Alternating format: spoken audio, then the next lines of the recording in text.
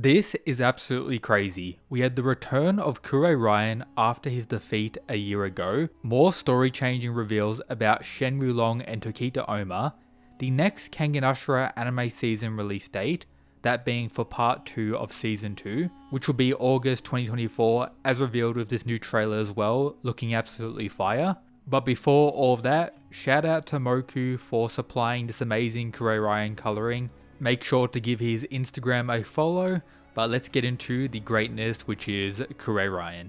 Alright, so as we see here, Kure Raian has a new scar. How did he get this? Let me explain everything. As we know, at the end of the Purgatory tournament, the Kure clan faced Edward Wu and his spares, having that battle conclude with the death of Kure Irio, Edward Wu and all of his spares as well. However, Edward Wu had implanted his consciousness inside of Gilbert Wu, a genetic clone of him, who ended up facing the brother of Edward Wu, defeating him and taking over the Westwood faction of the Wu clan, being considered as physically superior to Edward Wu, and now approaching his mental capabilities with the goal of actually surpassing everything when it comes to Edward Wu, which he's most likely done at this point. However, shortly after Gilbert took control of everything, Kure Raian and a group of other Kures had an all-out battle against Gilbert and his goons as well. This battle concluded with the defeat of the Kure clan and Kure Raian to go missing. When it comes to the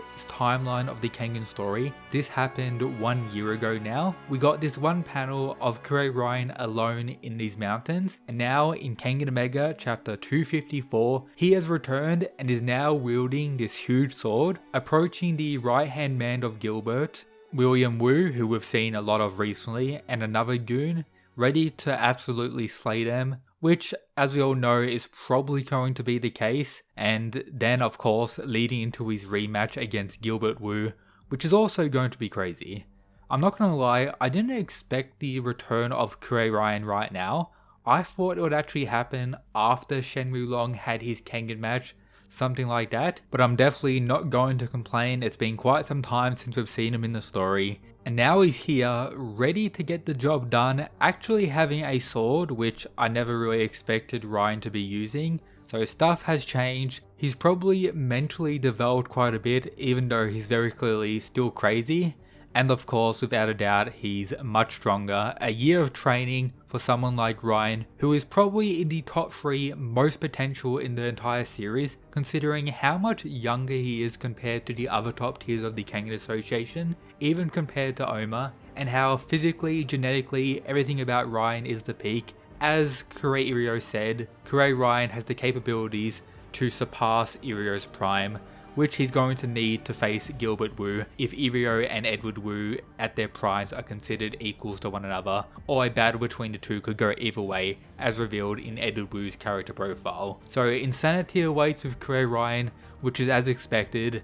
Peak Kengan Omega has returned, and that's not all we got in this week's chapter. We continue with all the reveals from Shenmue Long to Yamashita. Once again, shout out to our goat Kazi, getting all these reveals like an absolute Chad. The legend has returned as well. So we learned last chapter that there's 2 Shenmue Longs with inside the connector. We get this expanded on in this chapter, which is very wild stuff. We first need to consider the flashback scene between Garamikaku's grandfather and the previous version of Shen, the beginning of his pursuit down the path of cloning, for the goal of having the perfect reincarnation. However, this is where an issue occurred.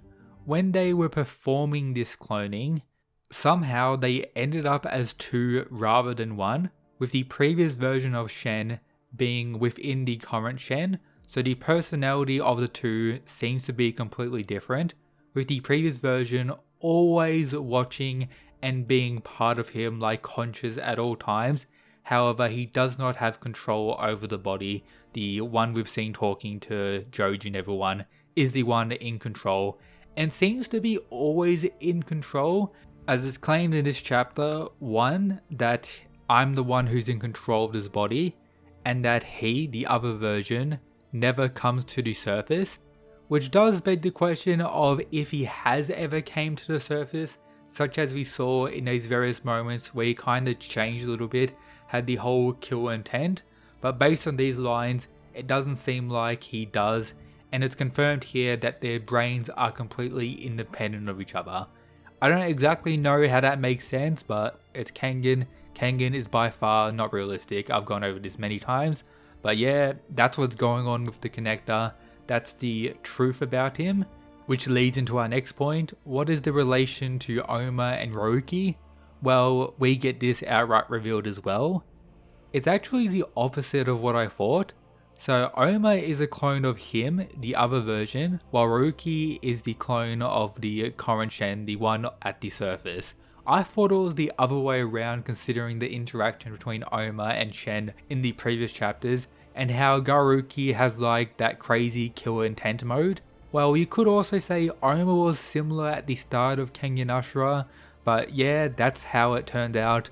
Oma is, I guess, the evil version. Not necessarily evil, but I guess more evil to a degree, while Roki is the current Shen, the one in control of the body. And for them to achieve Shenryulong's overall goal, to pretty much face one another, is of course for the current version to go inside Roki, and then the other one to become Oma. And how they're going to do this, we also get that expanded on as well. So I'm glad they confirmed that it's not the Hushling ability, the thing that the Wu clan have been doing to have the passing down of memories, claiming that it can only implant false memories, which is a new reveal, and that it's not real reincarnation, which is as expected. I believe Gilbert Wu, or the creation of Gilbert Wu from Edward Wu, wasn't done with this method. It was done with the newer method, how pretty much the new version of Shen was created from the previous version from the past. It's not confirmed, but that's what I believe, considering his physical abilities, his stats as a whole are better due to the, I guess, gene enhancements they made to it, alongside also using the Who's thing for the sake of getting the techniques, something that's also confirmed. However, on the side here, we get it confirmed that a previous version of Shen was the one who taught Wu Hei, I believe he's talking about the original Wu Hei, how to actually use this ability, which is crazy.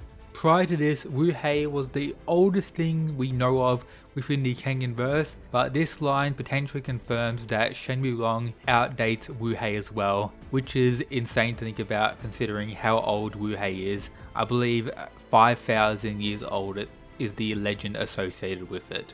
But now going into how they're going to transfer themselves into the new version of Oma and Roki, relating to stuff we learned at the start of Kengan Omega, how Yamashita's son was doing research in the past on the cyber brain, and Bando in the past as well was involved in researching uploading one's mind to pretty much another, and how in combination with both of their researchers, with both of them being used by the worm to now have this ability, with on-screen now being their goal, that's how they're going to pretty much take over Roki and Oma.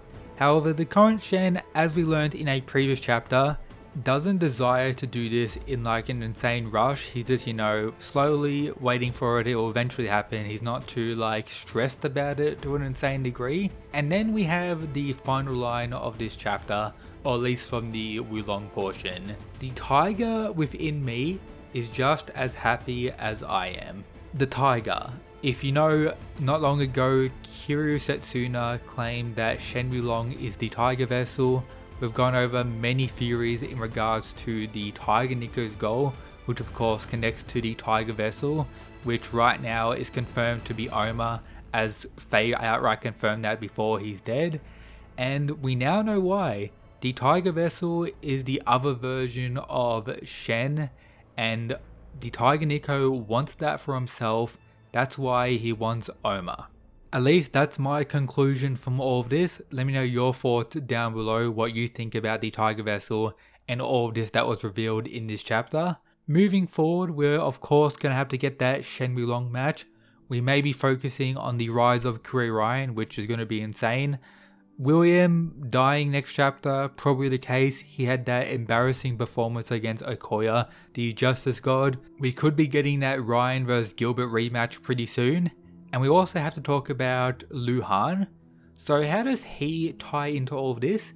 In this chapter, it's confirmed that there wasn't like only 2 successful cloning versions of himself. namely Roki and Oma, that there's been a few, meaning I believe Lu Han is a clone of the one referred to as him Shen Wulong. He just doesn't have the memories to pretty much have the insane power. But still, we're going to need to wait for more reveals regarding that. There are some implications that Lu Han is actually a complete failure, but we'll have to wait and see. That's everything for today's video. Shout out to these Mad Lad, the members. If you want to support the channel and get access to these various videos, and of course various other benefits, become a member, it's greatly appreciated. But that's it guys, peace.